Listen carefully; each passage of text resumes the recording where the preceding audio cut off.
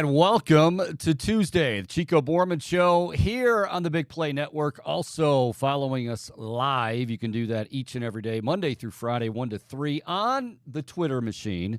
Go to Twitter at Chico Show CLE, and we stream live every single day. And, of course, you can go to YouTube, as many of you do as well. Go to YouTube, type in the Chico Bormann Show, and hit the subscribe button. What are you laughing already? We didn't even get through the intro, Bohm. I've got something, by the way. I'm putting you on blast here in a second, but go ahead. What's? Yeah, I just saw your tweet. I saw it was mentioned in your tweet. Yes. And I can only speculate as to what it may be regarding. Okay, well, let's get right to that. By the way, where are the did we not put in an order for steak and chicken fajitas today? Like, what's? I mean, Were you a Family Guy guy? Family Guy? Yeah.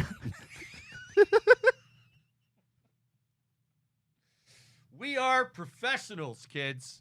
I have watched it. Yes, I'm not like a diehard, but yes. There was one episode where Peter's like, "I'm gonna buy you the most expensive meal you've ever had," and then he pulls up to a Mexican drive-thru, and he's like, "Yes, I'd like 6,000 chicken fajitas, please."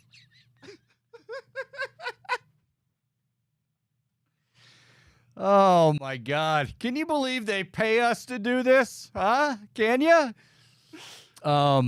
Yeah. After yesterday, I don't know. I said it. I was only half joking. I don't know if I can work under conditions where we're not.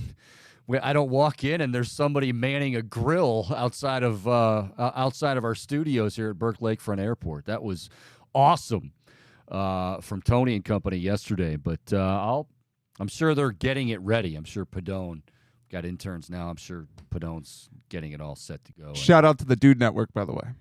Yes, the Dude Network, and he was the dude yesterday, Tony Lane. So spoiled us. Oh, incredible! Now I didn't get a chance to stay, or I didn't stay long enough. I could have stayed, but I didn't know how long it was going to take. The picanha. What?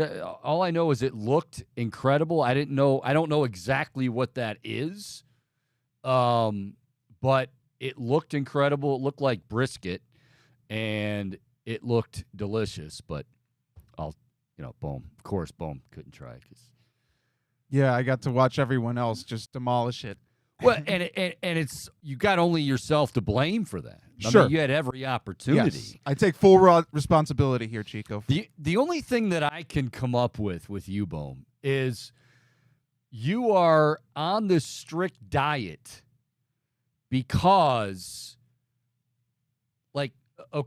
so Facebook, full disclosure here, Bohm, for all of you that think I'm exaggerating or I'm just telling an all-out lie when I say Bohm, Mr. Bombastic is a rocker, is a rock and roll heartthrob on the circuit. What is your Facebook page? Just Michael Bohm, Mike Bohm, Bombastic? Yeah, Michael Bohm. Okay, do me a favor. Send that over to me. I think I'm going to be able to pull this off. Send that over to me on Twitter if you can. Or maybe you posted it on Twitter. I only saw it on Facebook. If you can get it over to Twitter. It's Bohm rocking. I'm guessing last night. What was this, at like midnight? Yeah, I filmed it last night around probably like 10:30.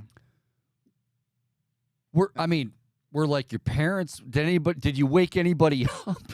It sounds like I do it all the time, Chico. You just haven't seen him. The neighborhood, like they're cool with it. No dogs barking, and it's not as loud as you think. It's the editing. Okay, so get that over to me on Twitter. I want you to pay attention when I tweet this out. I want all of you to pay attention to the facial expressions. Like Bohm looks like he's in. It looks like he's in labor. But this would be the labor of love that is making music. It hurts so good. Yeah. I mean, you really look like you're in pain. Now, I can remember seeing an interview with the late, rest in peace, Kenny Rogers, the gambler, not the chicken guy from Seinfeld. Whoa. Jerry, my rods and cones are all screwed up. Anyway, I remember Kenny Rogers in an interview saying, yeah, the facial expressions, like he would do duets with like Dolly Parton, Sheena Easton, others. And he says like he would not want to look back at the footage of him doing it because he'd make all kinds of weird facial expressions. Just, I mean, it's from the heart, right? You're digging deep. I guess it would be the equivalent of like you're lifting weights or you're doing strenuous, but you're really trying to dig deep. Now, I don't know dig deep from a rock and roll standpoint and musician standpoint like you do, but those faces that Kenny Rogers talked about are absolutely what I'm seeing from you, Bohm, in that Facebook post. Like, I mean, it looked like you were like, I don't even want to. I feel like I'm going to go all Bobby Knight when somebody asked Bobby Knight years and years and years ago, looked like your team had their game face on, and Knight goes, I don't even know what is a game face. Like, what the hell is a game face? The big bug eyes. Yeah, I don't I don't know what the rock and roll face is, but Bohm, you had it in this video. The facial expressions were amazing. Well, thank you. I try to I feel like when I can play guitar, I could just totally let loose, and I try not to give a what anyone thinks about it, and just like do it. Now, were you kissing up to management because you were wearing it was product placement. You were wearing a Big Play tee. That was just what I was wearing yesterday. I didn't change. Okay. Well, either way, even if you were kissing ass, that's okay. It was in the rotation,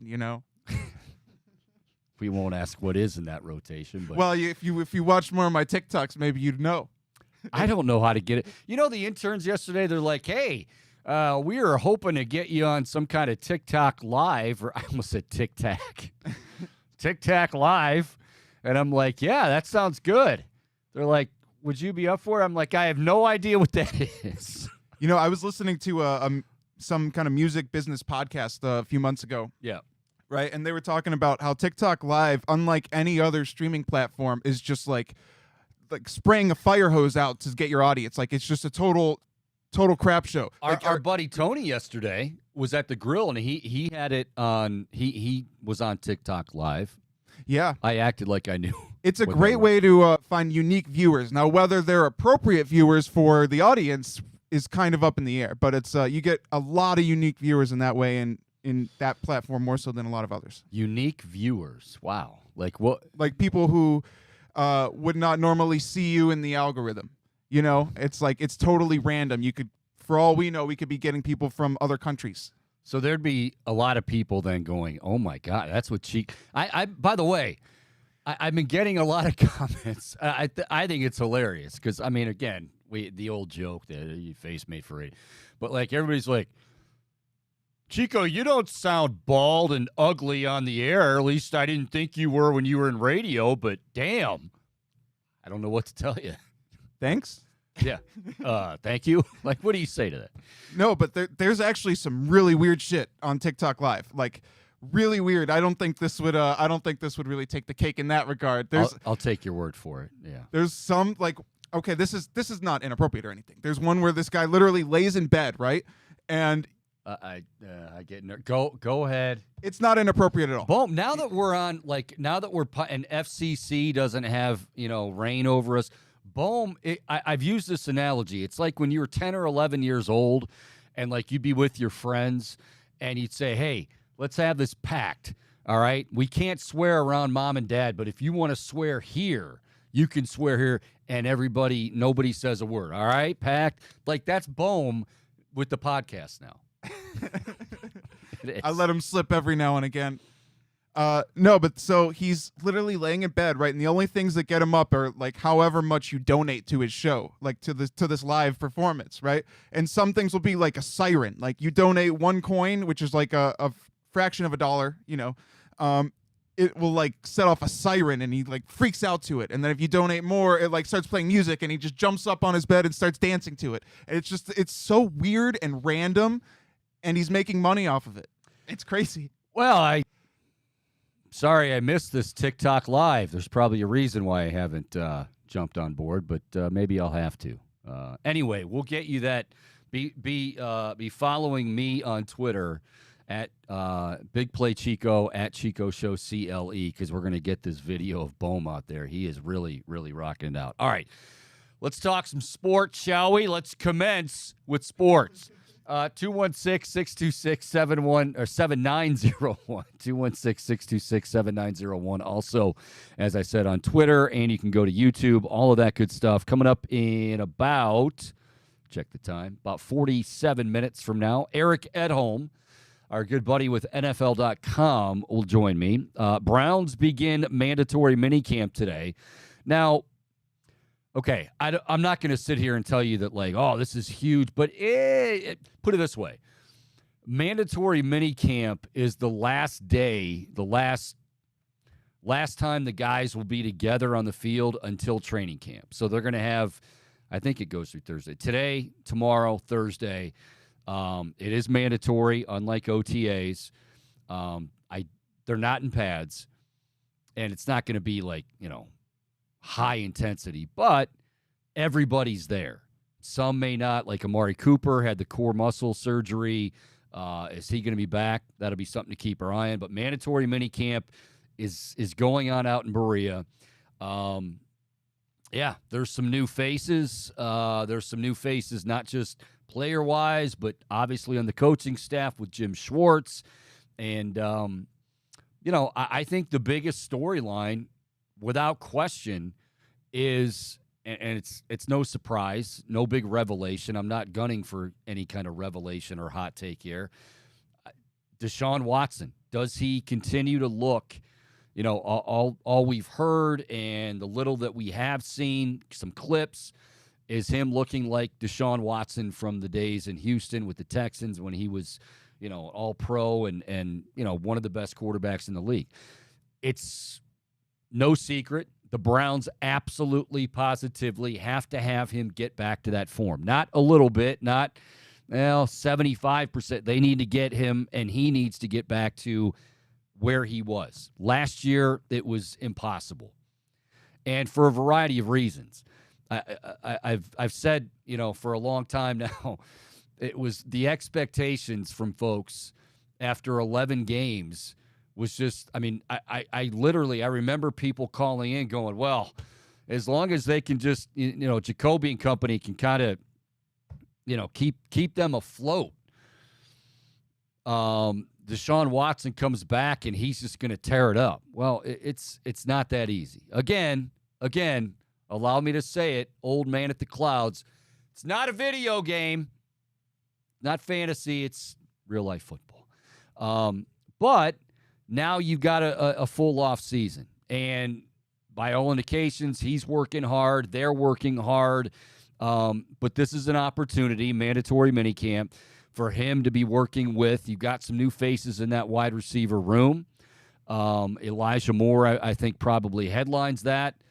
With the trade, you got Marquise Goodwin. Now, I know I'm not naive to the idea that DeAndre Hopkins.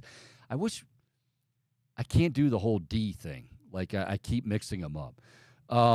Boom, do you know why we have extra security outside? Did I say something wrong? Did you say something wrong? Since you're a potty mouth now all of a sudden, we don't have to worry about the FCC, but do we have to worry about local authorities? Because they're out there in the hallway. Of all the offenses I could commit, I feel like swearing is kind of low on the totem pole. I feel like they'd be after me for something else. Well, that's encouraging. I'm sure management appreciates hearing that. Something where, what the statute of limitations hasn't run out or something. I don't know. I don't know if there is. You did one. say statute, right? Yeah. Not statute. Statute of limitations. Kramer's like, no, I think it's George. Isn't it George? It's like, no, it's a statue. Yeah, George, it's a statue. Big statue of limitations. The mecca of limitations. Anyway, biggest storyline for you for mandatory minicamp, and it can I kind of think, I'll say this, as much as it is Deshaun Watson and the wide receivers and just Deshaun Watson getting back to his old form, I mean, Jim Schwartz, now again, how much will we be able to glean from mandatory minicamp? Not a whole lot. I mean, combinations, which Jim Schwartz we've already seen it, heard about it. For instance, Zadarius Smith, he comes in and he played primarily as a linebacker. In other schemes, this scheme, he wants his hand in the dirt and he wants him just going after the quarterback. That's it. Like, basically the message to Zadarius Smith has been attack. Well, everybody, attack, but just I want to see you get off the ball. And so that's a little bit different than he's used to, and that's probably a good thing. But we've heard about and did hear about during voluntary workouts that Jim Schwartz at times would be lined up right next to the center, standing right next to the center, because he wanted to hear his guys communicating. For the better, for the worse, hopefully that's something that's going to change. It has to change a great deal. I'm not telling anybody anything they don't know already. This season is huge. Well, we say that every year, don't we? Oh, the season's huge. Oh, yeah, well, Kevin Stefanski's now the head coach, and this season's huge. They didn't back up what they did in 2020. Yeah, but now I think it really feels like, and I don't think this is hyperbolic on my part. It feels like heads could roll if this season doesn't play out the way that the Browns anticipate or the Browns brass anticipates. Now, you're not going to put a number on it. You're not going to put a win total on it. That's just not going to happen. But what has happened the last two seasons, and yes, some of that suspension, all that stuff, but this is stuff that they made their own bed with. The stuff that happened the last two seasons cannot occur again this year. Okay? They've got to be on the same page. They've got to be communicating. They've got to be, getting along. You say, well, what do you mean getting along? Just on Sundays, making sure that you're on the same page. On Sundays, making sure that, if somebody misses a coverage or misses something, that somebody's covering their ass and, that everybody's on the same page. Hello, Mr. Officer. This guy's timing me out there. What are we doing here? We want to bring the 5-0 in? There's a convention, perhaps. Detective Stabler, is that you? Anyway. Elliot. Is Hank Floyd making an appearance? Let's go. Come my on. office now. Canvass the airport. What are you doing? Let's go. What are we doing? Yeah. Give me a pack of Marlboro Reds while you're at it. Yeah. All right. So, yeah, I mean, Bohm, I'm not – we say things for exaggeration and hyperbole and all that stuff. This is huge. Like, this season, as far as, like, Kevin Stefanski, even Andrew Berry,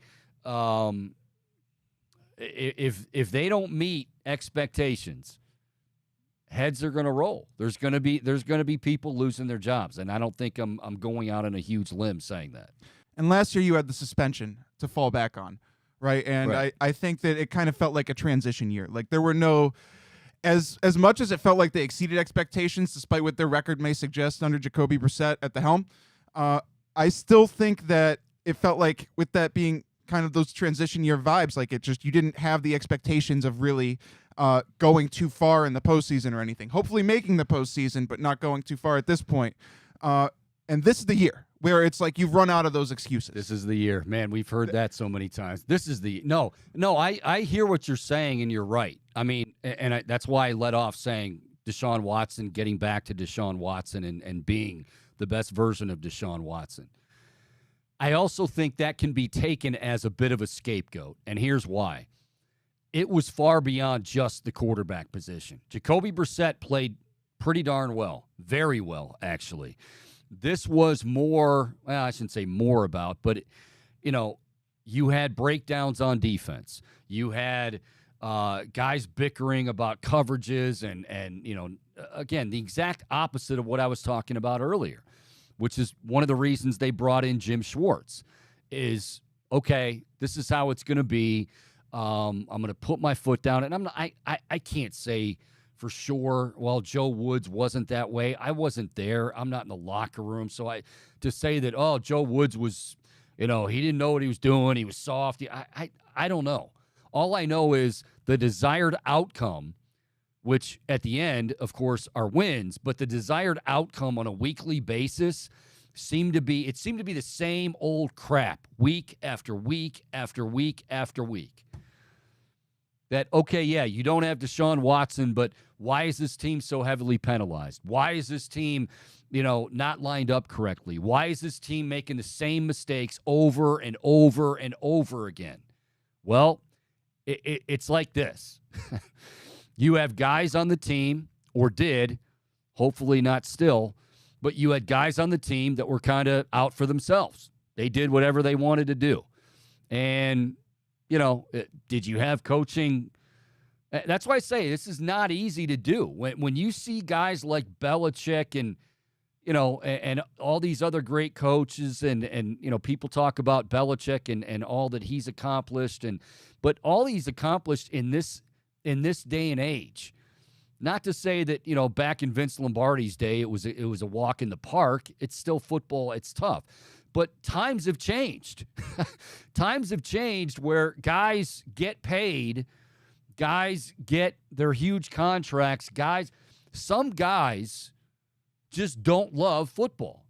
It's a means to an end. And I'm not saying I'm not saying that's the end of the world. I guess I'm just being realistic about it. The problem is when you have too many guys that are like that, and too many guys that are not enough guys, I will say, that can step in and be leaders, and the Browns did not have that, have not had that the last few years, okay? And you can argue that, wow, it goes way back before then, yes, but I'm basically talking about this regime, because we all thought, well, at least I'll raise my hand, I don't want to accuse anybody else. I thought after 2020, oh man, this is it. Here's the run we've been looking for. Have there been certain things that, yeah, absolutely. And you mentioned Deshaun Watson. You're right. I mean, of course, that's pretty significant. But where I say that I don't want to use that as a crutch is where I say that there's so much more that went into the failings of this team the last couple of seasons, which is why this year, talent is not an issue. Okay, talent is not an issue. And that's, yes, I know, even if DeAndre Hopkins doesn't make his way to Cleveland, believe it or not, the Browns still have enough talent to win and win extensively, significantly.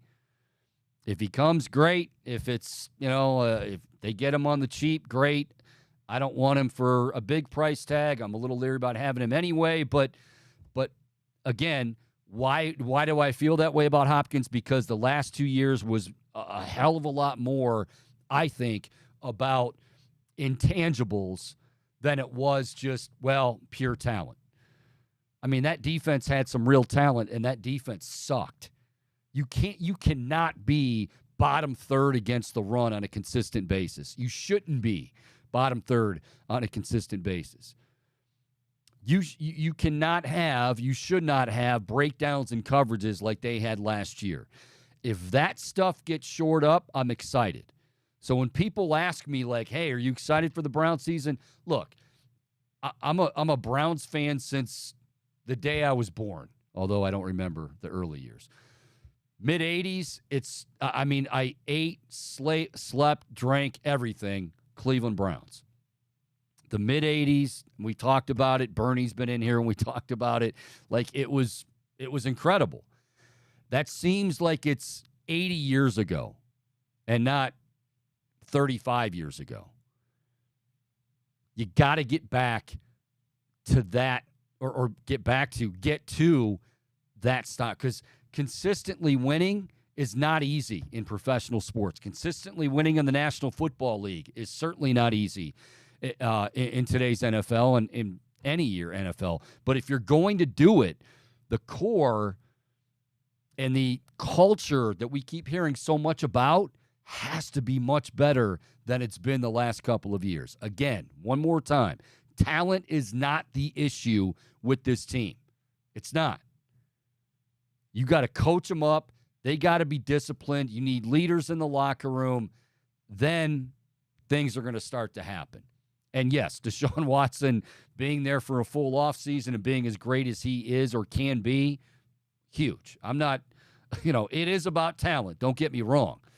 But in this case, or even the last 2 years, it really wasn't about a lack of talent when we saw the end result, whether it was, the Jets game, whatever game. You cannot do that. And if it continues this year, guys are going to be out of jobs. It's that simple, and I don't want to see that happen. All right, 216-626-7901, 216-626-7901. We had breaking news from the PGA, and I got to say, PGA and Live Tour, I did not even hear a whiff of this, of the PGA and the Live Tour merging. Like, we just had Jack's tournament, the Memorial.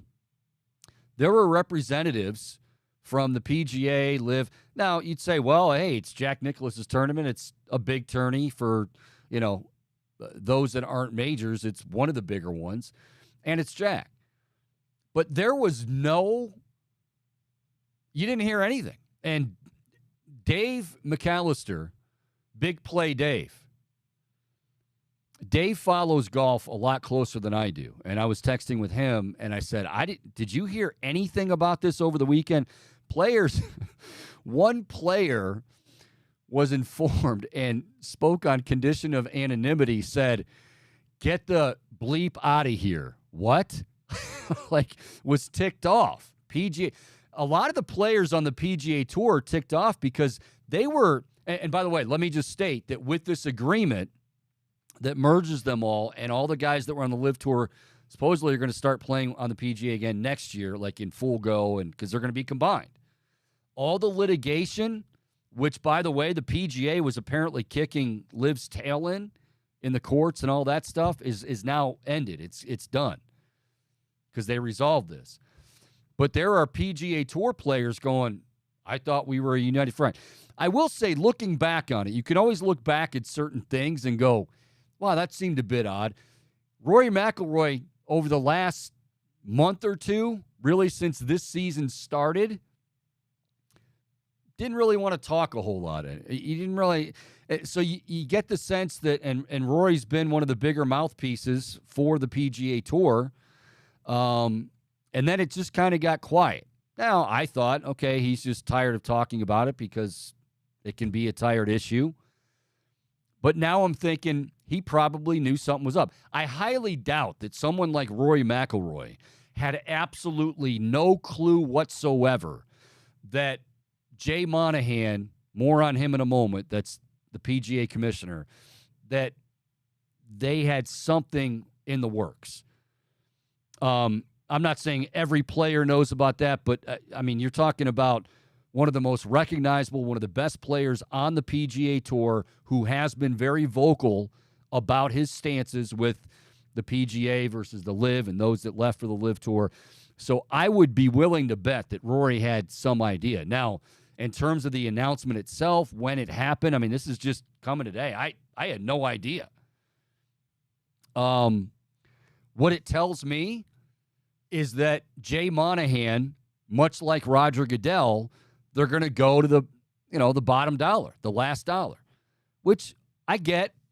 Part of your job as commissioner, just like we say with Roger Goodell, is to get as much money and to make the NFL as profitable as it can be.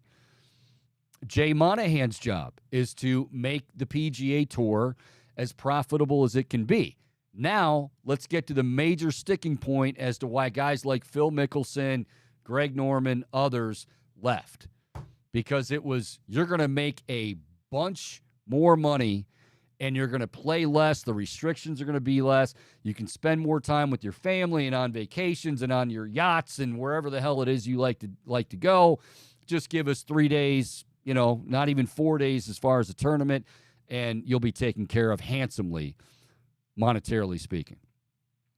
And in my mind, just my opinion, I'm going to have to dial up our buddy Casilius for later in the week because he would be all over this. My opinion, I think Jay Monahan really, he kind of turned a deaf ear to those guys.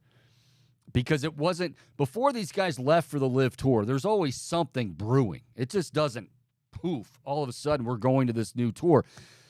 These guys have been raising concerns for a while. Like, hey, you know what? We can be much more profitable. We can make much more money if this, and this. And there's an opportunity. Well, no, that's, well, then all of a sudden they just went out and said, okay, you don't believe us, here you go. And now, like Roger Goodell, wait a minute, we can make money on gambling? Oh, well, the hell with whatever I said and values and core values and, integrity and all that. If we can make that much money, let's do it. Same with Jay Monahan. He knows that, because in all other aspects, the PGA was kicking the Live Tour's butt. Live Tour was not getting a whole lot of viewers. To this day, I still don't know how to. Let's turn on the Live Tour event. Any idea? I don't know how you find it. But the one thing they had was money. Now, they probably didn't have many sponsors. They were probably lacking as far as sponsors go because there are some people that were upset, and this is totally, you're right, to feel like, wow, this is blood money from the Saudis, and this is, I just feel queasy about this. Yeah, they are well funded, $6 billion or whatever, in excess of that, well funded, but they call it dirty money. So sponsors naturally, or some sponsors are going to say, we don't want to be linked with that. So now all of a sudden, if you're the Live Tour, you go, we need some sponsorships. PGA's going, hey, the money that they can bring and we can merge this together. Whatever happened to all that, I don't know, the high ground and integrity. And funny you're not going to hear from Rory McIlroy. Funny you didn't hear from Rory McIlroy for a few weeks because Rory McIlroy probably knew something was up. He may have been the only one, by the way. Like I said, if you read the stories and look at some of the blogs and whatnot, a lot of these players are like, what? Nobody saw it coming.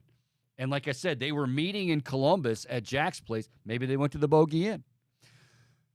And they were basically dotting the I's and crossing the T's. So anyway, PGA Live Tour has merged. Somebody's looking at, wait, what? Yeah, they merged. And all the litigation, all the court cases, all the bad blood, at least in the courts, is now over. Do they just now all of a sudden get along well? Like next year when Phil and Koepka and all these guys are back, are they all just one big happy family again? I doubt it. We need a kumbaya moment, Chico. And that's what I said. Kumbaya. Yeah, kumbaya. But I highly doubt that. I don't know. You know what? At the end of the day, they play golf and they make a lot of money. And it's very difficult to do. I'm not saying, but how upset can you really be when you are making a boatload of money? You guys, you're probably going to have to wear slacks and play 4 rounds as opposed to 3, but a boatload of money. And now we're all one. And Jay, and I love hearing Jay Monahan. It is very much like Roger Goodell. Like, well, now we're just going to work together and we want to hear from the players. We want to know what their interests are. We want to know what they want. No, you don't. You want to know what Daniel Snyder wants. And, well, what he wants, or what he did want, was stuff that nobody wanted to talk about. But, yeah, in front of the media, you're going to tell everybody, like me and everybody else, we really do care about that. No, you don't. It's all about this. And that's okay, but say it. Like, don't. How did it all of a sudden go from integrity, core values? That's just, man, that is just, I can't believe they would do something like that too. Roger Goodell said, I'll never forget the quote. We will never, ever, this is like back in 2010, 2011, we will never, ever get into bed with gambling. Now he's in bed under the covers, snuggled up nicely, and, well, there's a lot of tomfoolery and shenanigans going on. That's all we can say. All right, we will take a break. When we come back, we'll play a little fair or foul. Coming up top of the hour and talk more about minicamp, more about DeAndre Hopkins, and more with Eric Edholm from NFL.com. And we also have the Guardians we're going to get to next hour as well as they begin a 6-game homestand. And by the way, interesting, because as they begin the 6-game homestand tonight, they've got 3 against Boston and 3 against the Houston Astros this weekend. Minnesota is in Tampa Bay. Minnesota begins a 6-game road trip. 3.5 games back in the division, and Tampa Bay is facing Minnesota, and then after Tampa Bay, Minnesota has to go to Toronto. So these are 2 teams in the AL East that could very easily give them problems. Let's see if they do, and if they do, can the Guardians take advantage? Take advantage, man. Take advantage. Man, it's from the earth. It's here for me and for you. What is that again? God put this here for me and for you. Take advantage, man. Take advantage. More of the Chico Bormann Show. What are you doing? I'm trying to remember what that's from. I know that Friday. line. Okay. Yeah, it's Friday. From the earth. Yeah, when he's like, Craig. Come on, Craig. It's Friday. You ain't got no job. You ain't got shit to do. Man, weed is from the earth. It was put here for me and for you. No one looks like they enjoy a joint better than Chris Tucker in Friday. And you know what I love too is it's like me playing guitar. Chris Tucker. I promise we'll get to fair or foul here in a moment. Chris Tucker, by the way, like, I remember him saying things like, "Well, you know what? Since then, my reputation, actors get typecast, kind of like Kramer did with the liver thing or whatever, the gonorrhea, I think it was too. But anyway, actors get typecast, and Chris Tucker's like, now all they do is look at me as just some goofball that smokes a bunch of weed, and I want to get some serious roles. And then all of a sudden they're like, well, because they asked him about a sequel. No, I want. And then all of a sudden, and what was the theme 5 minutes ago? It's all about the Benjamins. He doesn't care. As long as you're paying him a lot of money, he'll go from now until the end of time. He will portray himself as a guy who likes to, roll the wacky tobacco. And Ronald says, "Hey, Craig, get me the TV guide." He doesn't say that, does he? Is that in the second one? Honestly, I don't know. I didn't remember that line, but I was just going with Worm. I'd steal from my mama before I'd smoke your shit. All right, let's take a break. Step aside. These algorithms, somebody's getting this, probably like my aunt who goes to mass every single morning. She's probably like, Michael, you are going straight to hell. I hope not.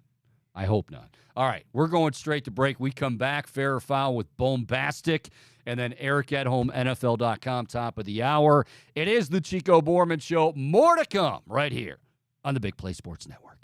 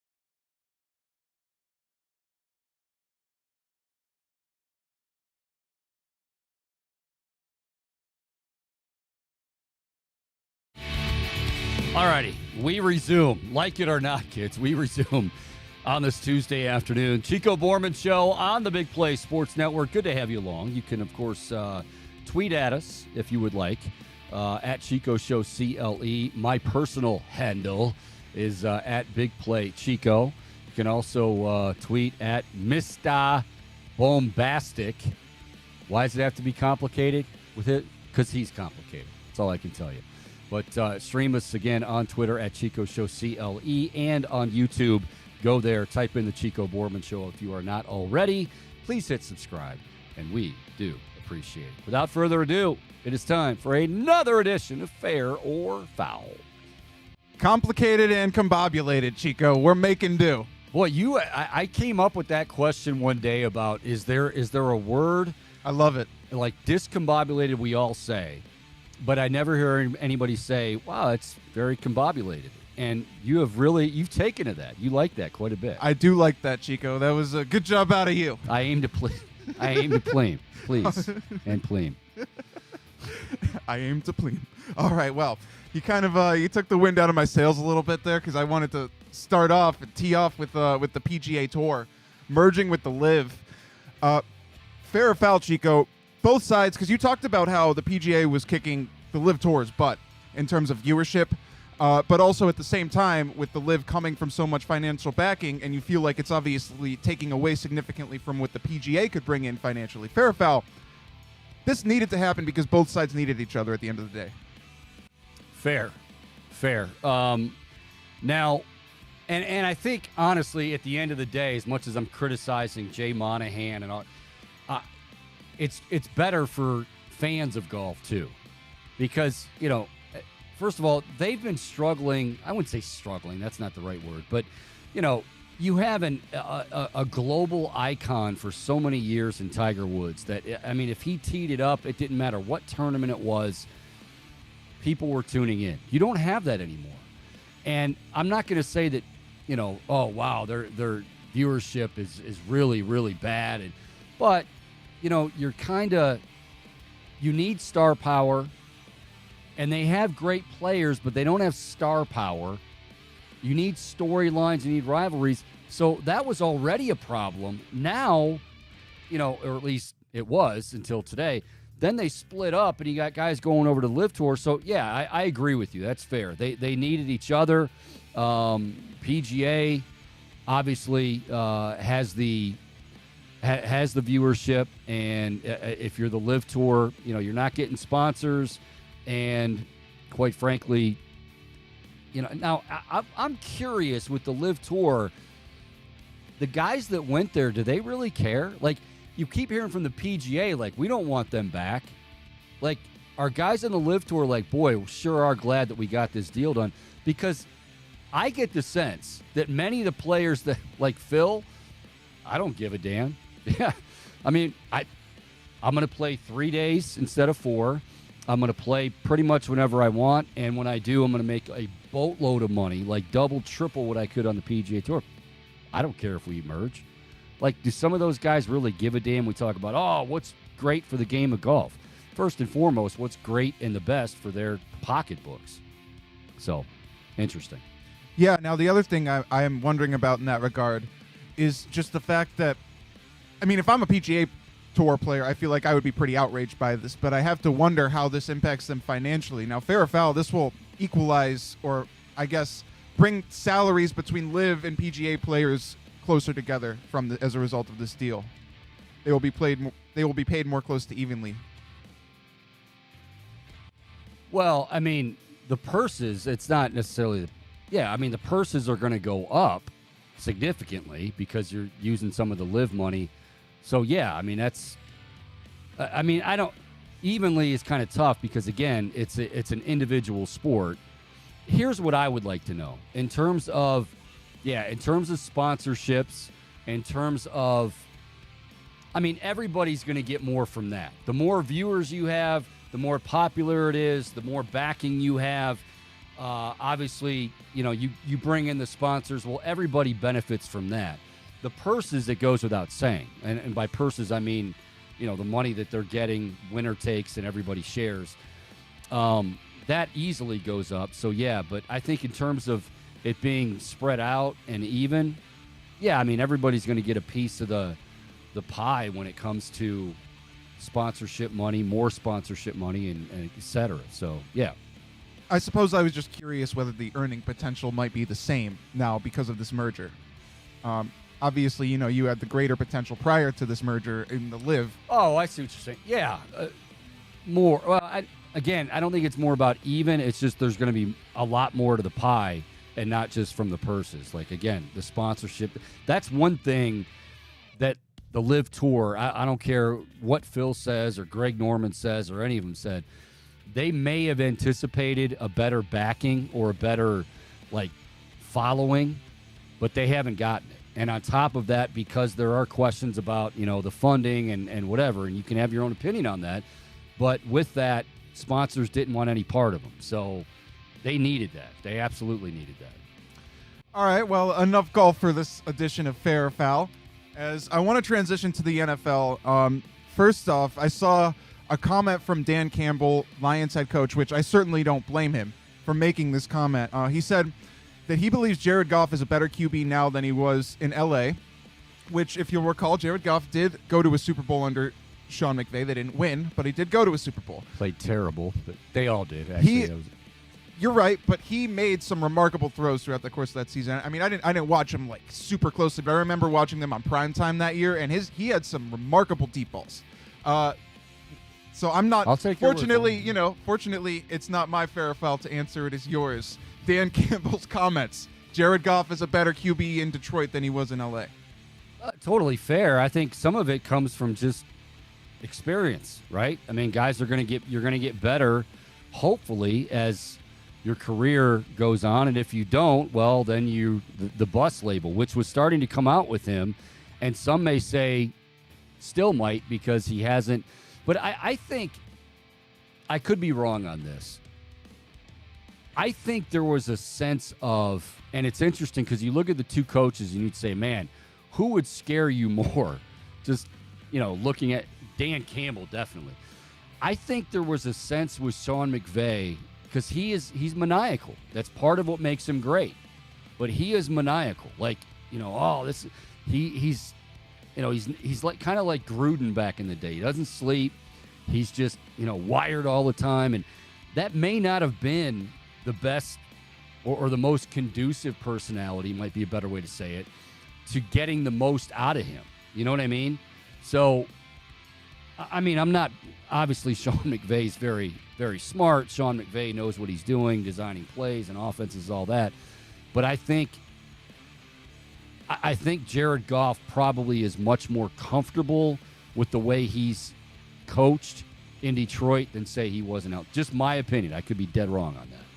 That is fair, and to your point, I do think experience makes a huge difference in that regard. Now, moving on in the NFL, though, interesting reports coming out of Indianapolis where Colts cornerback Isaiah Rodgers reportedly had multiple gambling infringements, I think was the word I saw, and supposedly he gambled on his own team.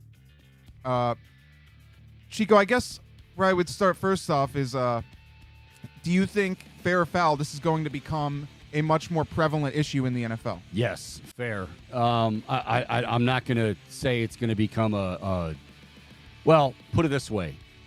It will get out of hand if the NFL does not nip this in the bud, which is typical NFL. I mean, this is go back to officiating. I can't wait to talk to Eric Edholm about this, but go back to officiating, every year pretty much. But, hey, we're going to make a bunch of changes. Hey, did you bother to really, make sure the officials were, really good and there's no gray? No, we just kind of – same thing here. I'm not defending Rodgers or any of these other guys, Jameson Williams. I mean, to some degree, right from wrong. But I guarantee you that they are – well, I think there's some gray area in terms of what you can and can't do. Okay, yeah, you bet on your team, you bet on the NFL, but the idea, because if I'm not mistaken, when Calvin Ridley got busted, and he's kind of been the face, and he's obviously a pretty prominent player, one, did they use him kind of as a this is what you don't want to do. But on top of that, like Calvin Ridley, just like Jamison Williams and others, were making wagers from the facility, and that's fine. That makes sense why that would be a big rule. But did they really know that? Was it? It sounds like, because this is how the NFL operates. There's gray area all over the place. Do as we say and not as we do. I guarantee you that some of those guys really have. Calvin Ridley, you could have used him in rookie symposiums, right? In rookie symposiums, guys come in, the young guys come in, and veterans and older players or former players will come in and talk to them about money management, about females, about all kinds of stuff, just keeping on the straight and narrow. Have Calvin Ridley. Bring in Calvin Ridley and say, guys, I did this. I messed up. This is serious stuff. Don't go down this road. Did they broach him about it? Probably not. As Kramer would say, well, how shall I have broached the subject? Well, my last NFL topic for you today, Chico. Now, cornerback Jalen Ramsey has been on and been a part of some very good defenses during the course of his career. Yes. Well, in the past day, he said that this Miami Dolphins defense that he is on right now is the best that he's been a part of. Now, I'm going to take this in another direction, and this question is kind of a crapshoot. No. But I'm going for it anyway. Fair or foul? You taking the Browns D over the Finns? And Jalen Ramsey's self-proclaimed best that he's been a part of? Do I have to answer both? First of all, guys that are on certain teams, like, does Devontae Adams believe, or does Aaron Rodgers truly believe that, as good as Garrett Williams is, that he's already Devontae Adams, like he sees no difference? Probably not. When you're on your team, you're going to put them out there and be very positive. Naturally. Now, to the bigger part of this, the Browns can be. I don't know if it's going to take. I feel good about it. I'll tell you this. I feel very optimistic because Jim Schwartz is on board. But I'm just going to say this, and if it pisses some of you off, I don't care. Until they go out and do it, I'm tired of talking about, like, well, they got all the talent. Oh, my God, this is going to be the year. And, oh, man, Deshaun. Until you go out and do it, you haven't done anything, which is why I always laugh when, like, projections come out. First of all, I really don't give a damn what projections are. It's good fodder. It's good for what we do. But, like, fans get really, really upset. Somebody had from Sports Illustrated, somebody had the Browns, I think, at, I want to say it was like 7-10 or maybe even 6-11. And they're like, oh, this guy should lose his job. No, he shouldn't. They haven't been able to get it together. It didn't say, like, who are the most, what's the most talented roster, who's the most talented. It's not any of that. It's just, at the end of the day, you got to prove it before people start buying in. That's just how it works. So they could be, like we've been saying. Will they be? Well, could be another story altogether. And is that fair or foul, Bohm, or do you have one more you want to say? I had one more. Of course, NBA. you always have one more. I could save it for tomorrow. No, it's all right. Go ahead. We're still. Well, NBA Finals doesn't tip off. Game 3 doesn't tip off until tomorrow. But I guess because we've kind of been like this between games 1 and 2, it's been like a roller coaster in terms of our predictions. Now I think both of us are still picking the Nuggets here. But fair or foul to say that you're changing your stance on that gentleman's sweep that you said prior. Well, you initially said 6. After game 2, I want to say you said gentleman's sweep. So fair or foul, you're changing your stance. Okay. There's a part of me that wants to stick with 6 just because, well, hey, that's what I said. But that's the gut feeling. Well, I still feel that way because you know what we do? And look, this is the beauty of being a fan. This is the beauty of sports and all that good stuff, is we overreact. Like in game 1, the Nuggets, oh my gosh, they're just going to, Miami can't play with them. And then find out that Spoelstra still is a pretty good coach, one of the best, and knew what he was doing. Now, he said something to Ramona Shelburne, which we'll get to later, I didn't agree with. But So it's easy to say right now that, yeah, that's what, okay, I got to walk that prediction back. But we know this from beginning of the playoffs with the Cavs and the Knicks to right now. Every single game we overreact and go, well, Nuggets are in trouble. Well, Miami, I'm glad it's 1-1 because I think it's going to be a knockdown, drag-out series, and I wasn't sure that was going to be the case after game one. But again, overreaction, yeah. I do it, you do it, we all do it, and that's just part of being a fan and all that good stuff. You know who else I'm a fan of, Bohm? I bet I do. Are you cheating? Did you look at the screen? You're cheating, Bohm. I'm doing a lot of things right now as producer. Yes, you are. Without looking, who am I a big fan of? Does it start with an E? It's doubly. It's Eric Edholm with NFL.com, NFL Network. He's been a friend of the show for. I always feel like that's a cheesy saying, but he's been a friend of the show for many, many years. Back to days in Erie, Pennsylvania, when I'd give him Damon's coupons. Eric Edholm joins us here on the Chico Bormann Show on the Big Play Sports Network. Mr. Edholm, how are you, buddy? Yeah, Damon's coupons, Bernie Carbo autographs. We go back a long way, man. We've got a lot to connect us over the years. I forgot about the Bernie. Now, I know you don't still have although you found, correct me if I'm wrong, you were moving when the family expands, the twins now, so you're moving. And did you tell me that you found some like buried in couch cushions or sock drawers somewhere? I think, okay, so here's what I remember. I'm still looking for the Bernie. I know I have it. But like whenever I start unpacking stuff, my wife says, "What are you doing? What project is this?" I did find the Damon's check though, or the gift certificate, probably about 10 or 11 years ago. And I remember sending you a picture of it and be like, dude, right. There it is. We tried to cash it in after a golf round one year, but we were in suburban Illinois. They were like, Erie, Pennsylvania, what are you doing here? So wait a minute. It was a noble effort. We were not able to redeem it. Now, see, that ticks me off because now I remember that, and I remember going to the manager at Damon's. We'll get into football here in a moment, kids. Right. So I remember going to the manager at Damon's, and I said, "Wait a minute, like, what's the point of getting a gift certificate for somebody who's not right here if they can't use? Well, he should have been able to use it." So I'd like to walk into that. Maybe I'll drive to Chicago, and I'll give that Damon's a piece of my mind, and they'll tell me to get the hell out. One of history's mysteries. We will never figure that one out, I suspect. It really is. All right, Eric Edholm, let's get down to business here. Browns are getting down to business. Today is mandatory minicamp.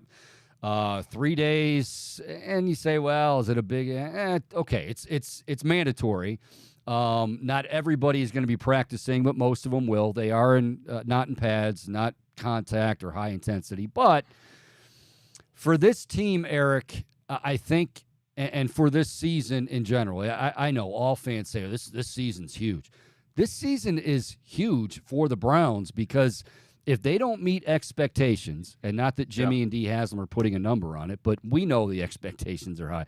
If they don't meet expectations, guys could be getting pink slips after this season. Yeah, absolutely. I mean, Kevin Stefanski, who obviously, started his career out brilliantly in Cleveland, I think would have to feel pressure. He just brought in Jim Schwartz, obviously, to run the defense. And, they've had a productive offseason. There were plenty of excuses, good or otherwise, about how last season unfolded, right? We understood that there was a significant limitation to what they were going to achieve without Deshaun Watson out there. They paid a boatload for him. I suspect there was some schadenfreude amongst some media members who didn't like the contract. Some other NFL teams didn't like the contract. But, Deshaun has got some pressure on him, obviously. Amari Cooper, Nick Chubb, the other playmakers, certainly Myles Garrett, too, with the new coordinator.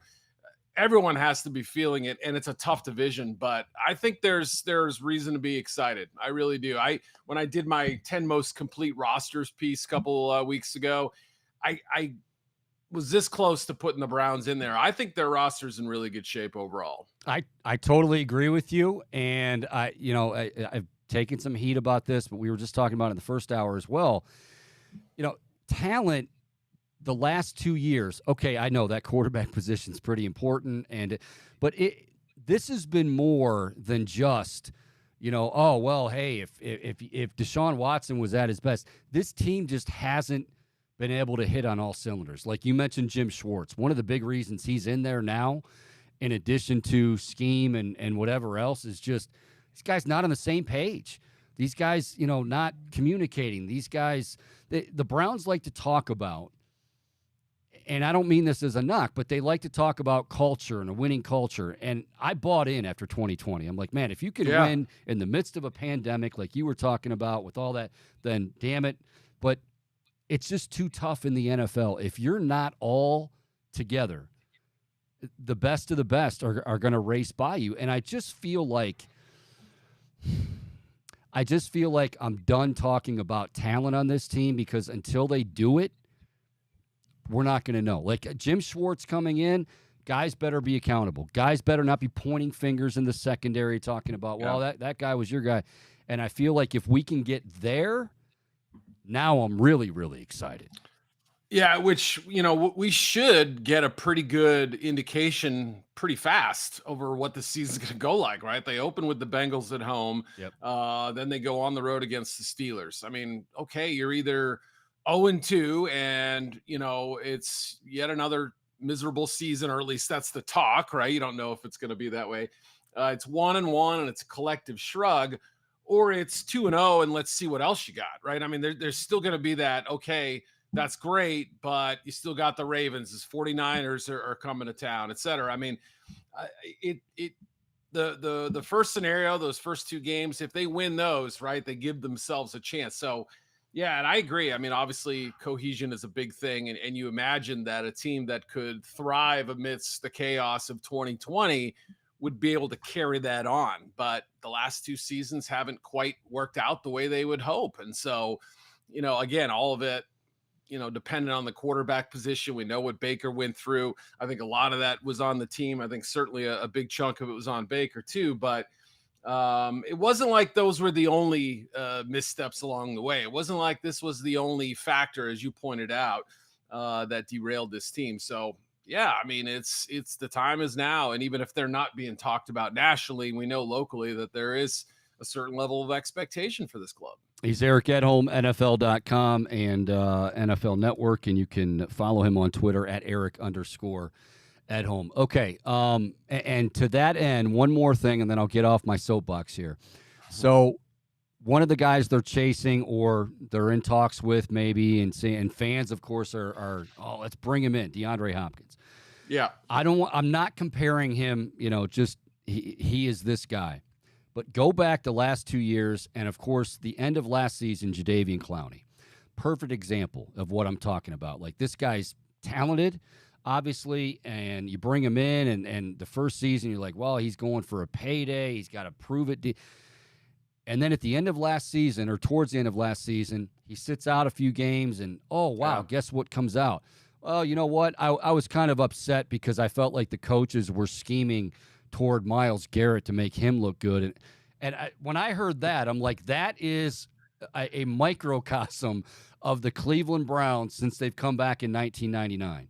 And maybe that's unfair for some years, but DeAndre Hopkins could be a great wide receiver again, and he's got to get healthy. But when I hear little things like, maybe he doesn't like to practice that much, and, well, I don't want even a hint of, well, is Deshaun force-feeding it to DeAndre Hopkins because he feels he has to, or is Amari I don't – like, if you can get him on a good deal, great, go and sign him. But I don't want to break the bank for this guy. I think I'm with you on this, especially after they, at least theoretically upgraded their receiver position in the offseason, right? You're making a little bit of a leap. We haven't seen it yet out of Elijah Moore, at least not consistently.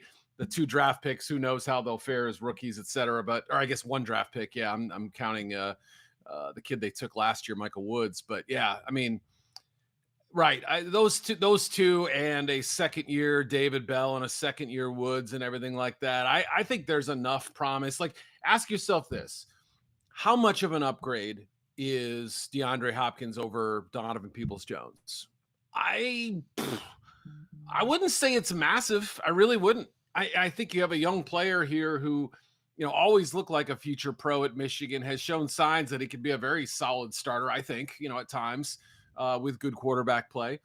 I'd rather give him a chance, have Cooper, Moore, DPJ as your first three. Goodwin is your speed guy. I They mean, where love would Elijah Hopkins? Moore. Yeah, they love Elijah Moore so far. Yeah, Yeah. he should be a huge playmaker for them this year. I'm going to be drafting him in fantasy leagues and stuff like that. So I just don't know if there's a natural hole for him. Obviously, the connection with Watson, I'm sure he's pushing for it in some level, but I'm with you. Unless the contract terms are ideal, like a 1-year deal where it's truly based on him performing well, or and then you can cut ties if you don't want him.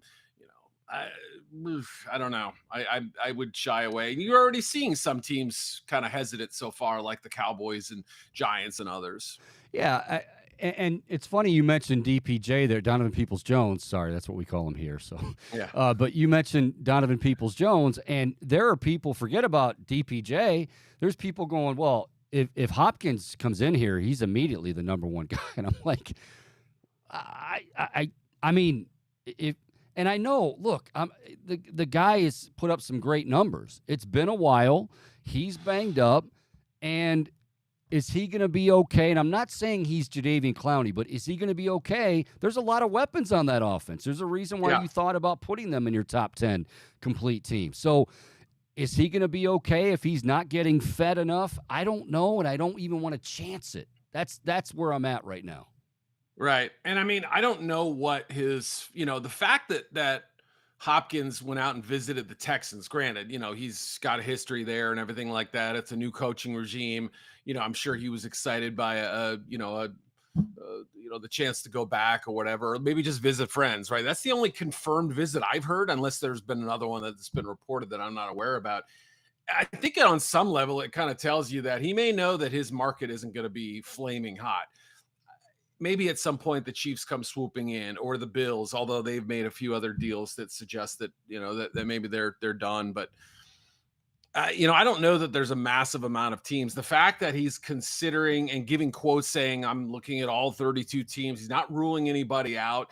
That feels like a change from where Hopkins was at the trade deadline, when there was talk about, only wanting to go to specific places and things like that. And, the off season, even 3 weeks ago, here's my list of quarterbacks I want to play with. The tune has changed a little, in my opinion. So I think he and his agent are realizing that the opportunities aren't going to be great to begin with, or they're going to be limited. And so if he goes into somewhere thinking that he's automatically going to be anointed the number one target, whether it's Cleveland or elsewhere, I might argue that that's not realistic unless you're going to the Texans, which don't have very many receivers. So that's kind of how I view it as well. Eric, what do you make of the whole Oakland situation? I'm sorry, Oakland. I keep saying that. Vegas situation with McDaniels, and you've got Garoppolo, and they saw this is certain words in his contract. Like, it feels like, I don't know. It feels like there could be trouble ahead. What do you make of it? Trouble with Josh McDaniels? No way. Come on. There's no chance. I have never heard of that before. Yeah. Josh certainly, operates on his own, sort of platform and does his things his way. And he's telling people it's not a concern for me. You guys can get worried about it all you want. But clearly, when they had to delay the first press conference with Garoppolo, there was a little bit of like, oh, what's going on here? You don't see signings held up very often, and it could be one of two things, right? The league comes back and says the contract was voided for this reason. This has got to be fixed. Okay, fine, get the two sides together and fix it, or a health matter. And we find out that's what it was, and that's the biggest thing with Jimmy since he started games in the NFL was his health. Could he stay in the lineup? And almost every single season he's had a major setback. So the fact that these scans or whatever revealed that this isn't healthy yet, they've got to redo the contract to admit that, yes, if he took a reasonable medical check right now, he wouldn't pass it. I'd be a little bit worried. Now, Brian Hoyer's there. We know he started a bunch of games, including for the Browns. And but how excited can you be about that? How excited can you be about a 4th-round pick in Aiden O'Connell, who, has limited arm talent, might one day be a fine distributor, but I don't know that he's ready to come in and be your starter in that division, right? With the Chargers and Chiefs and everybody else. I mean, I don't know. Josh Jacobs isn't currently at OTAs. They've got other, Devontae's been, walking back some of his comments, but he said them in the first place about the situation there.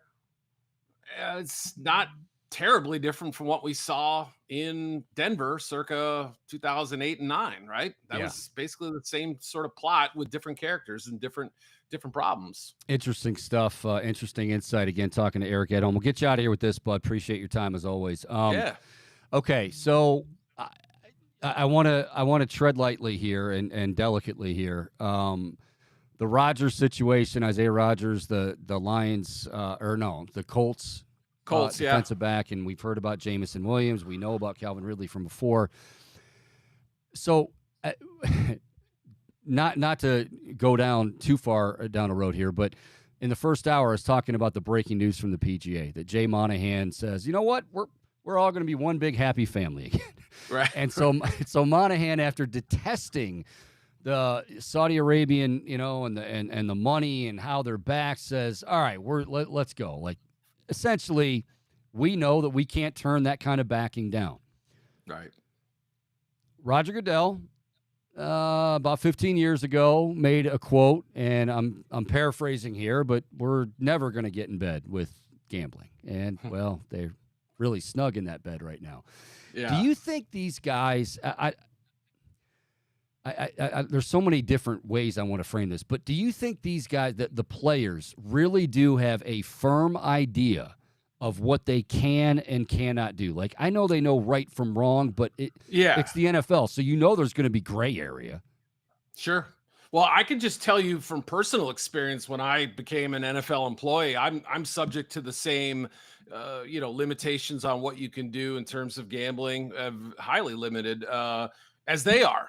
Now, maybe there are additional things that players have that I'm not aware of, but I can just tell you that when I read the rider, or whatever you call it, the description of what you can and can't do, I didn't know how expansive it was. Can't walk into a casino during the NFL season, can't obviously not just bet on NFL games, bet on other games. And there are just a lot. I was shocked at how long it was. And if you quiz me on it right now, I think I do pretty well out of fear. Like, I memorized it, but like I don't bet, so it's not a big deal. Like, I mean, even me playing in my fantasy leagues, I'm like, wait a minute, I got to check on those and things like that. Can I do a March Madness bracket even for free? So I probably went a little farther than we have 2,500 plus players per season. I can't imagine every single one of them, not, taking a shot at them. I'm just saying, if I was a player, would I sit there and read that thing back to front and memorize it and have it tattooed on my arm? No, probably not. So, the clubs have tried really hard to communicate the key points, like the things that really apply to them. Do not gamble on your phone inside the facility. Do not do this. Do not do that. And they really try to hammer it home. Maybe some teams did a better job of that than others. Maybe some players cared more than others. I don't know the answer, but I can tell you that the NFL, I think, has done a pretty good job of putting a lot of restrictions on this, just so there is no air of anything suspicious happening in terms of gambling activity and the players themselves. So when things like this crop up, it's obviously a big issue, and they want to get to the bottom of it. What didn't you know, or what do you know? And let's sort of triage this thing. Yeah, and I mean, I agree with there was whoever it was from the league office that said, look, actually the system's working, right? I think they said that after Jamison Williams and company too. Yeah, the system's working. This is what it's in place for, so we can nip this in the bud. But like I said, I'm curious, and I know you don't have a firm answer. You couldn't have a firm answer. Like, are they really truly aware that, like, if they're in the facility, I mean, and some of them, I think you brought up a good point. Do some of them really care enough? Like, some may be saying, hell, I'm the reason, along with these other guys that I'm playing with, are the reason that this pie is so huge to begin with. Right. So if I want to put a little weight, it sounds like something that could get out of control that I honestly hope doesn't. But let's just say I have my reason. I think we all could have our reasons for, why that might happen. I hope it doesn't, though. Sure. Especially, I can't talk too much about the Rodgers case because I've only read, the basic, very, surface reports. But one of the big concerns out there is the idea of you and I are buddies. I'm a player in the league. I go to you and say, hey, play some bets for me. That's hard to track, right? Even though we know each other, even though we've talked on the phone, we have text messages and things like that. I mean, that's the concern right there, is that there are loopholes, there are ways for players to get around it, or it makes it a lot more difficult to detect. So there's probably no foolproof system, but I do think what they have in place is the best they've got. And it's, if you sign a document saying, yes, I acknowledge all this stuff, and you violate one of those rules, guess what? The fact that you didn't read it isn't my fault. It's yours. So that's kind of how the league's coverage of this goes. And if they're going to find something, they're going to put it out there, I think, in these cases. So let your buddy and our buddy Nick Shook know that next time we have him on, which will be soon, he should probably read up on that little addendum or whatever it is, the policy. Yeah. Because I'm going to be quizzing him right and left. Yeah, it'd be like in Article B, subsection 4, it notes what are you not able to do, right? Oh, I kind of want to act one like of those. I kind of want to be like a prosecutor. I want to be what do you know and when did you know it? I didn't do anything. I just signed a damn deal. What are you doing, Chico? I want to see give me the tape on that one. I want to see how he reacts. I'll get that to you. Hey, Eric, always a pleasure, buddy. Keep up the good work. Appreciate your time, and we'll do it again soon. All right, man. Take it easy. See ya. Eric Edholm, NFL.com, NFL Network. Shook's going to be like, what? Did you say something about? No, I would never do that. You're going to blindside him. Never do that. Yeah, it's I didn't know that about them. Like they weren't, and that's why I said, and I'm being serious here, like, okay, yeah, we all like juicy details and big stuff. I know they can't. Roger Goodell's their boss. It's NFL.com. It's NFL Network. So guess who they're owned by? The NFL. But I'd be willing to bet. And you know what? He said it the right way. And it's probably like gambling in baseball, although, you go back and, Pete Rose, whatever. But some teams are going to make a big deal about it, and I mean, really kind of hammer the point home. And some might say, hey, this is because there are going to be guys in the league, plain and simple. There are going to be players that just don't care, or if they do care, they're like, you know what, this is BS. If I want to place a bet, I'll place a bet.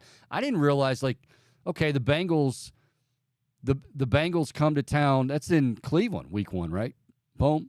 Yeah. Yeah. So the Bengals come to town. If Joe Burrow goes into the casino, like he's subject to discipline. I mean, I didn't know. Even if he's just walking around, I don't know. I didn't, but I think that's what we're getting at, and Eric was getting at. Like, they are really strict on it. But again, how much of this do those guys 1 through 53 truly know about it? And how much gray area is there? Probably a lot would be my guess, but we shall see.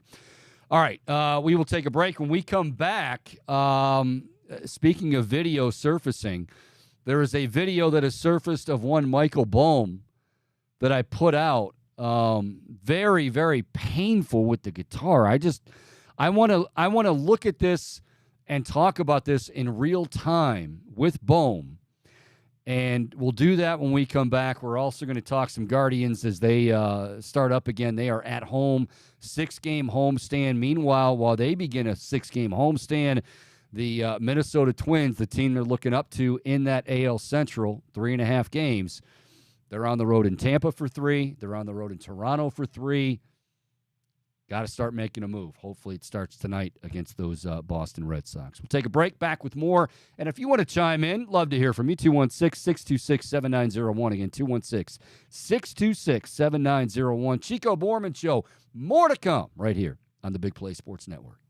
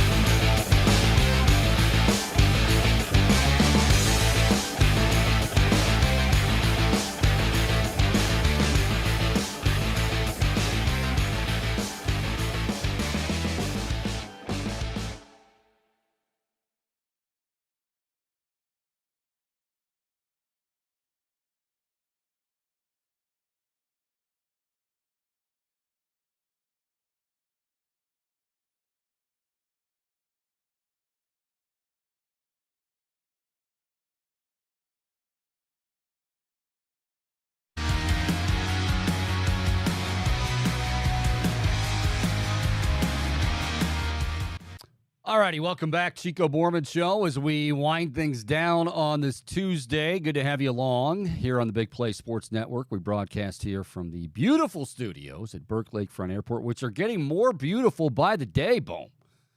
We got, redecorating going on everywhere.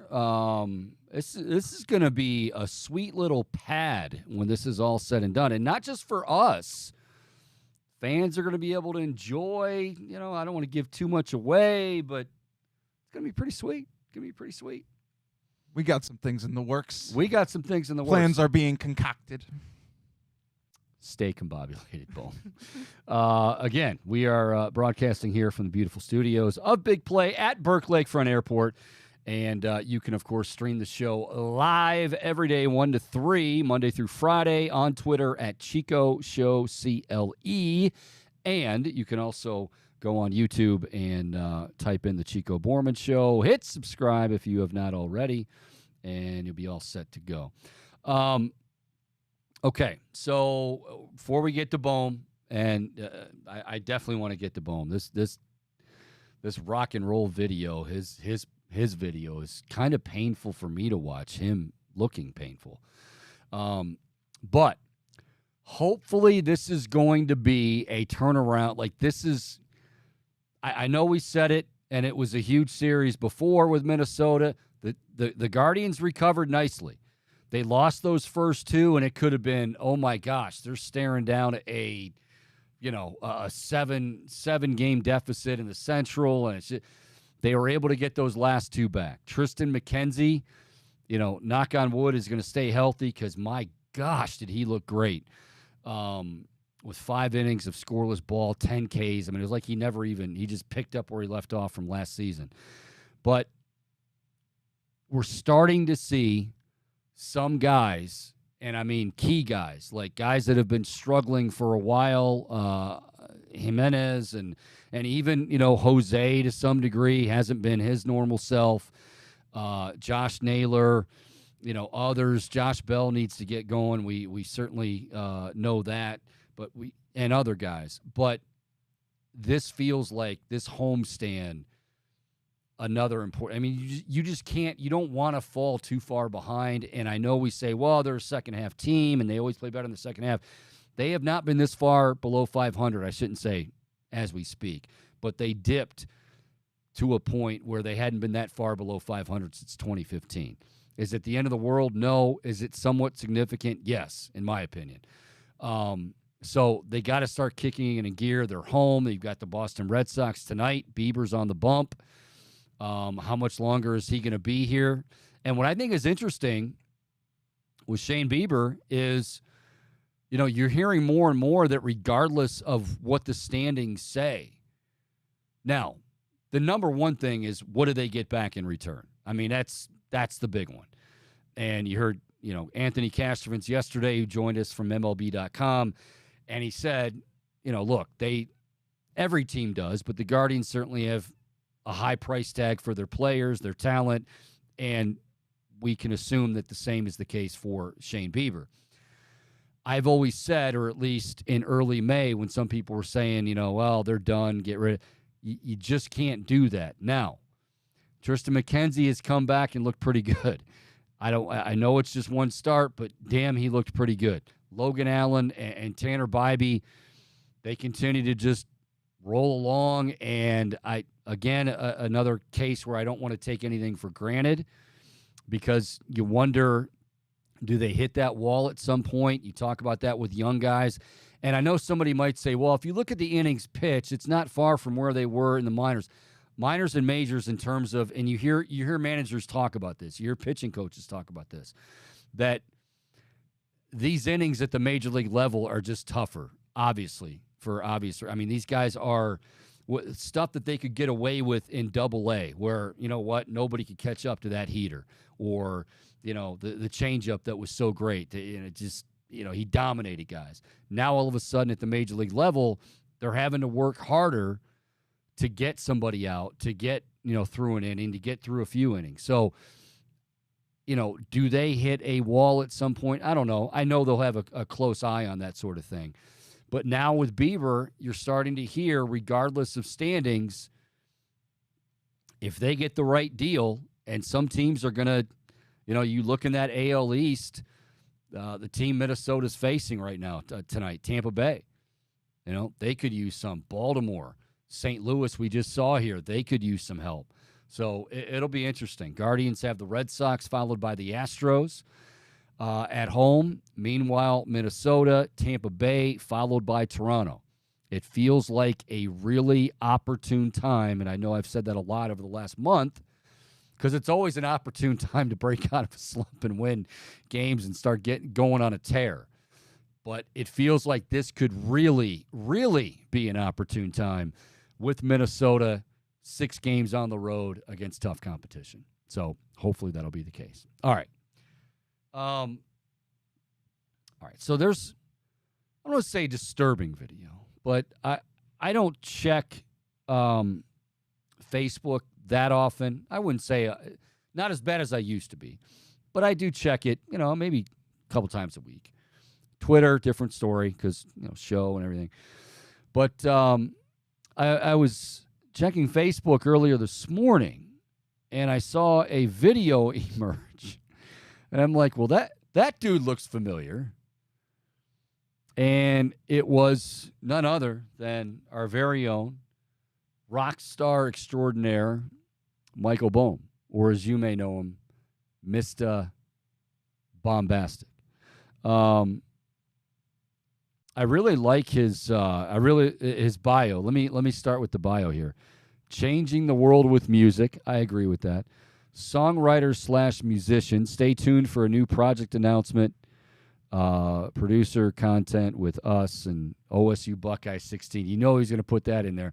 The only thing I would say about the bio, Boom, at the end of that, you probably want to tag it with like Jackson Smith and Jigba is the greatest player to ever live, or something like that, because it would be just fire off an Ohio State take in my bio.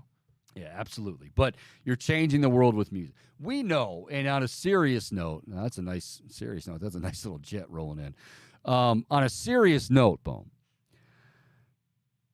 I don't care what you do in life. Like, how parents will tell kids, you know what, as long as you're happy, do something that you enjoy. Not all of us get to do that. Some of us do it for a while, and you can't pay the bills because of it, and so you gotta, but all in all, do something you really have a passion for, and you do music. True. And also fair or foul. But yes, very passionate about that. But music definitely. So I come across this video and I tweeted it out at Big Play Chico. I tweeted it out, and it is this video of you, Jurassic 5. What's going like? You're bopping around. I mean, you are really. Your eyes are closed. I don't like to look at the camera. I feel like I want you to reenact this for the folks right now live on the air, if you could. I need a guitar. Or could you get in that mode with just, with a guitar, yes. Yeah, you're right. Your eyes are not Bohm is essentially doing, he's like I try not to care what people think. No, that's good. That's good. I like that. That's a very, very good quality to have. Yeah, kind of just close my eyes and let go and let loose. And I was very inspired by Jimi Hendrix growing up, and you can see like some people refer to it as the stank face, but you can see the pain when he's playing, and it's like what makes him. Obviously, he's, in my opinion, the greatest guitar player, not the greatest songwriter, one of the amazingly unique songwriter. Okay. But what really brought it home, what really resonated with him was the way that he put his heart and soul into it when he performed, unlike anyone else. Now, just to clear up, I just hit watch again because who wouldn't want to watch this over and over? And I'm being serious. What? It's better with the sound, though, I swear. Are you in pain? You're not in, because I'm feeling it. Just feeling it. You're just feeling it. Yeah, it's like it doesn't hurt, but it's like I don't know. It's can you play the sound? Yeah, I can. Now, do we have the copyrights? Because I mean, I know this is I don't want to get sued by you and your rock band or you. No, it's. Oh, that's a good question. I don't know. I mean, I could play me jamming over it, but I didn't think about if that's a copyright. No, I was kind of joking. I would hope that I think it will be okay. All right. Go ahead. So now this is Bohm. I got to connect. Okay, you still got to connect. I encourage you if you you are just so there could be like 4 Swedish bikini models standing in front of you while you're doing this, and you wouldn't see them. Like your eyes are not. Here we go.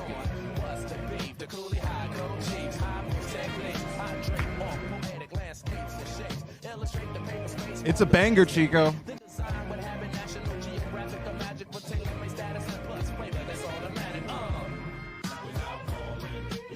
We incorporate the windy.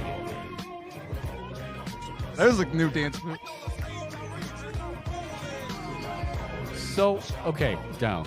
So this is you. This is a band song that you're. No, this is just me covering a song. This is like an actual rap group, Jurassic 5. Okay. One of my favorite hip hop groups. They have some of the best beats in hip hop, in my opinion. Are they better than Wu-Tang? Objectively, no, but I like them better than Wu-Tang. Okay. But I can openly admit that, yeah, Wu-Tang is it's like more big time, more iconic, more important to the culture. Like I said, I mean, it is very. I want to hear people's thoughts on this because he getting some likes on it. So people are. I mean, like when you go play a gig. Let's pull back the curtain a bit. You go play a gig. You go on you go on trips. New York, I think you were most recently at. Yeah, we got one coming at the end of the month in Long Island.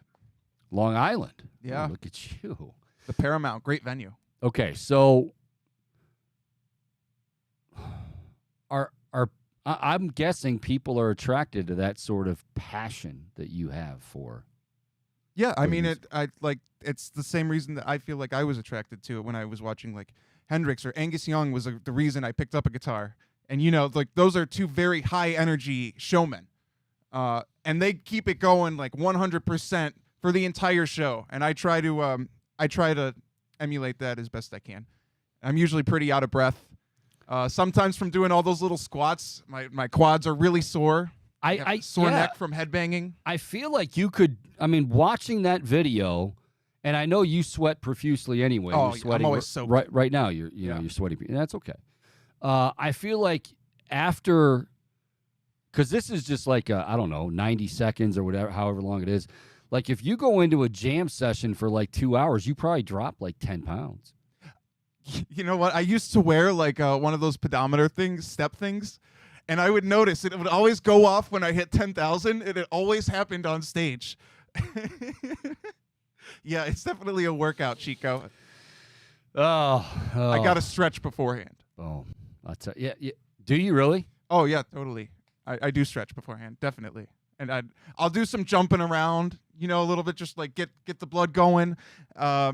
Almost makes me feel like a pro athlete, which was my original dream before I fell in love with music. I don't know what to say. I'm kind of dumb. Like, well, okay, it's good stuff. I'll leave it at that. It's good stuff. I'm not. Thank you. By the way, I'm not making fun of Bohm.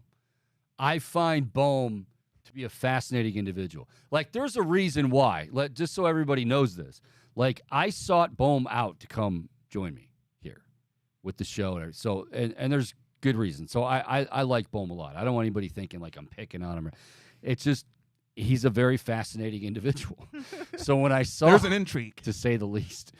So when I saw this Facebook video, I'm like, wow. And I've seen you in studio, like kind of... I did bring a guitar in once, yeah. Right. And I could tell you were... And I've seen a few of these videos too, but you really, really, really get into it. Yeah. I mean, it's fun. It's a creative outlet, you know? Well, good for you, Boom. I'm really proud of you. Thank you, Chico. 216-626-7901. 216-626-7901. There's no I just realized that I put those dance moves like on the air. Like that wasn't. It felt almost like it was a. I forgot to mark that. We should totally cut that. Like it was an outtake, is what it felt like, but it was an on take, and it wasn't pretty, as far as I'm concerned. All right. So getting back to big news of the day before we get out of here, the Browns, of course, starting mandatory minicamp today. Now, Amari Cooper, we may have forgot. I kind of forgot about this too. Had the core muscle surgery. He did not. He was doing individual drills, from what I understand, at OTAs, voluntary workouts. Will he? Because I mean, one of the big things we're all looking for. We saw glimpses of it, and it wasn't enough. It was like a little morsel, and we wanted the whole feast. Watching Deshaun Watson work with all these wide receivers, we saw a lot of him working with Elijah Moore. I want to see him work with, even more so now with Amari Cooper, and because he's got everything down, or at least he's close to it. Yeah, make no mistake. Like, people should be very, very excited about this team. I'm just cautious because I'm not worried about talent. I'm not worried about talent, which is part of the reason. And I know somebody out there is going, oh, yeah, why would you turn down DeAndre Hopkins, for God's sake? I mean, this guy's – I'm not turning him down, but sometimes there are disadvantages. The minuses outweigh the pluses. And over the course of a full season, I'm just very, call it living in my fears, very concerned that is it going to be worth it? Now, if from a monetary standpoint, what he's looking for, and we really have no idea. Like Eric said, this is a different situation than when he was asking for a trade in Arizona, because he did have like a small list of teams he wanted to go on. Now, he's still been, without being too much of a diva, he has said, hey, I want a significant contract. He had a list of the quarterbacks. He also said, don't think I forgot about defense, because I want to play with a contender. So they got to have a good defense as well. Other than that, I'm good. I mean, and that's fine. I mean, guys want to play, especially when you've kind of been in a dumpster fire like he's been in. They got a taste of the playoffs, he and Deshaun in Houston. And you go to Arizona, and that place is just an absolute mess. I mean, I'll say it. The Browns are not a culture and organization that other teams look at as a model. Hopefully they get that way. And Kevin Stefanski, Andrew Berry, and company are here to realize that, because I fear that if they don't, they might not be around long. And I feel like that's why when we talk about this being a huge season, I know we say it every year, such a huge season. It is a huge season. And it's a huge season because, again, if expectations aren't met, we know Jimmy and D are probably going to not be happy. And I don't think they should be. And I think it'll start with the fans. The fans won't be happy. And nobody has given a longer leash to their team in any sport, in any city, than the Cleveland Browns fans have given the Cleveland Browns. Like, nobody. Now, that doesn't mean that other teams haven't gone through, losing streaks and horrible. But I'm telling you, like when you talk about Golden State before they were good, when you talk about, since 99, well before that, but since 99, like, they sell it out. Training camp, like, they can't get enough. Coming off 0-16, oh my gosh, we're pumped up. These fans deserve better, okay? And, for a while it was, what are you going to do? You can't even get any talent in here because you had morons in the front office. You had guys that really weren't interested in doing a thorough enough job of vetting guys, whether it be the actual play on the field, sometimes most importantly or equally as important, off the field, character, all that stuff. So now talent has started to come in here, and in droves. Like, make no mistake, when you just heard Eric Edholm say it, when you talk about complete rosters, when you talk about talented, offenses, when you talk about, guys that can rush the passer, yeah, you're putting the Browns on every one of those lists. It's not about talent. It's about execution. It's about discipline. And those are all the things that we, whatever, that's not fun.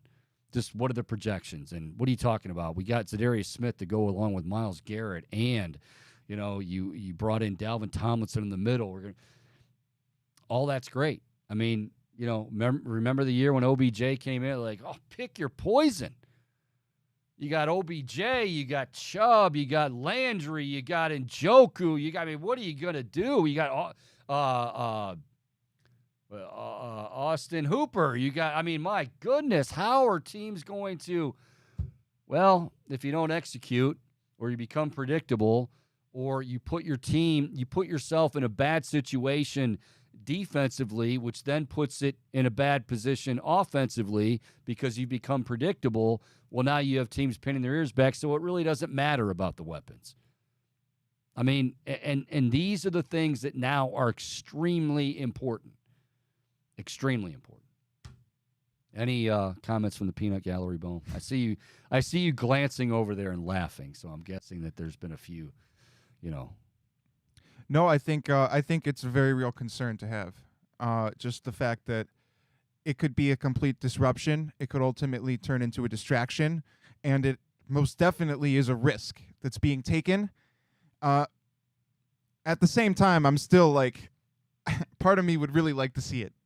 Just the potential, but obviously that's on paper. You're saying Hopkins. Yeah. I've got honestly, I really don't have, okay, I'm not adamantly opposed to adding him. I'm really not. Like, tonight. But there are concerns with it. Right. And I'm more concerned even more concerned if, yes, they break the bank. Because what Terry Pluto said yesterday and is written about a lot is very, very true. Okay, you've got $15 million in your pocket now because, John Johnson, Jadeveon Clowney came off the books after June 1. June 1 at 4. You had 5. So, yes, there's money there. And theoretically, yes, you could spend that on DeAndre Hopkins. Is it the wisest move? And this is where I don't want Andrew Berry to be impulsive. Andrew Berry knows what he's doing. God forbid me suggest something. This guy's Ivy League, and he knows what he's doing. But I go back to Jadeveon Clowney. Fair or unfair, I keep going back to it. This guy chased him not once, but twice.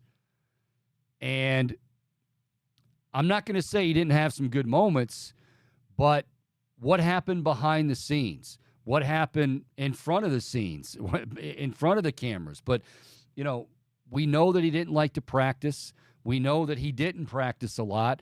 We know that he wasn't happy because, well, he made it clear that he wasn't happy about the way he was being deployed. You can't bring guys like that into this organization. And you can't bring guys into an organization like this that hasn't proven yet that they have a winning culture.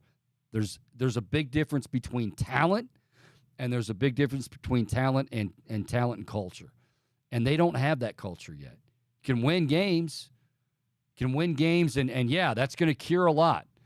But ultimately, are guys playing for each other? I know it's boring. I know it's old school, but that's what the good teams do. You say Belichick, you say the Patriots for so many years. Tom Brady was at the top of the list of guys who were on the block. Film sessions. Brady, what the hell was that? I could get somebody from Foxborough High to make that pass. Brady you didn't have to tell Brady to be in at 4 a.m. because he knew that if he was there, everybody was going to follow. That's a culture. Now, I'm not saying that you have to get to the extent of the Patriots. That's a dynasty. He's one of the best, maybe the best coaches ever, with the best quarterback ever. Does it make a difference? Yeah, talent does. But when talent meets commitment and talent meets work ethic and all that other stuff. Now you get to the culture part. They've got all the ingredients. You got to get there. I wholeheartedly concur, Chico. I mean, Not half-hearted, wholehearted. Not even 75%. I think the Browns have every reason to be content with where they're at in the receiver room. I mean, for one, obviously Cooper and DPJ's development has only gone up. But Elijah Moore, and you mentioned Elijah Moore, and I'm really excited about him too. They are, yeah. More importantly, they are. You're right. Yeah, I thought he was a great. I mean, I loved him coming out of Ole Miss. I was a big fan of his, and I'm eager to see how he can be worked into this offense. Now, my biggest concern, because Stefanski says it every year, he talks about catering to the players' skills, coaching to their talents, and I don't think that we have seen that proven to this point. It felt like there was a lot of times where Deshaun Watson looked uncomfortable in the pocket, and so that's something that I really. If you throw another piece into this for Stefanski to coach up and work into the offense, that really is going to complicate things for him and give him a much more full plate. Yeah, and I will say this. I'm not really worried about, like, Deshaun Watson. I know, you have all the other stuff, and I'm not dismissing it. Obviously I know it's a hot button issue, and for very good reason. But as the quarterback, that offseason, it kind of just it puts an exclamation point on what we said last year. While it wasn't what everybody wanted to hear, that he's just going to come in and fight. This league's too good. These guys are too good. They're too. I mean, every single detail is so important. Every single rep is so important. And even think about this time last year, before everything hit, Deshaun was still splitting reps because in anticipation of something's coming down. And, of course, it did. But even that's a big deal. Like, the starting quarterback needs to be the starting quarterback. Now, I'm not blaming the Browns for that last year because they had to get ready. But now an all-pro type talent is going to get all those snaps. He's going to be fine running the offense. I'll leave it at that. If Hopkins comes in, and I'm not – like, some people on Twitter were like, oh, yeah, because Amari Cooper is a really bad egg and he'll start complaining. No, it's not about that. I'm not worried about Amari Cooper. I'm not worried about Elijah Moore, I don't think, as far in that regard. But all it takes is, remember when the Baker-Odell thing flared up? And I know Baker's not Deshaun Watson. You don't have to tweet me. I realize that. But remember when that and then all of a sudden it was, well, now he's forcing it to him. Even when he wasn't. He's absolutely locking on him. I don't even want that out there. And, but we got to get over our fears. The best way to do that is to rock out like Bohm and start the season and win some games. Unfortunately, it's going to be a little while before we start the season. Fortunately for Bohm, he's going to be able to rock out as soon as this show is over, which is basically right about now. Air day. Tomorrow on the show, mentioned the Guardians begin a 6-game homestand, beginning with the Boston Red Sox, followed by those hated Houston Astros. Brett Boone, former All-Star second baseman, each and every Wednesday goes around the diamond. And we'll be talking a little off-screen or on-screen or whatever it's called. Succession. I have finished it. You and I have not. I've kind of waited because I want Booney to be included in this, and we'll kind of get all of our thoughts on it. But I have finished Succession. I really enjoyed it.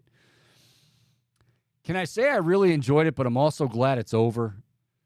Like, it became a little, the sarcasm and the shenanigans, I would say after 4 seasons, it was about, like, okay, right there is where we got to end it. No one could, like, talk in coherent sentences without sarcasm, analogies, imagery.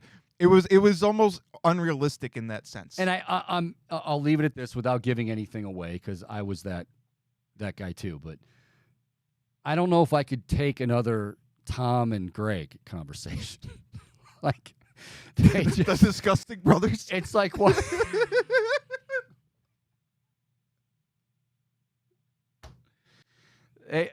I mean, honestly, it was like watching Dumb and Dumber. And I know that's the role they were playing, but I mean, after a while, it's like, okay, Greg gets a little bit sharper. Greg gets less awkward, but it never happened. And Tom was just like an older version of Greg.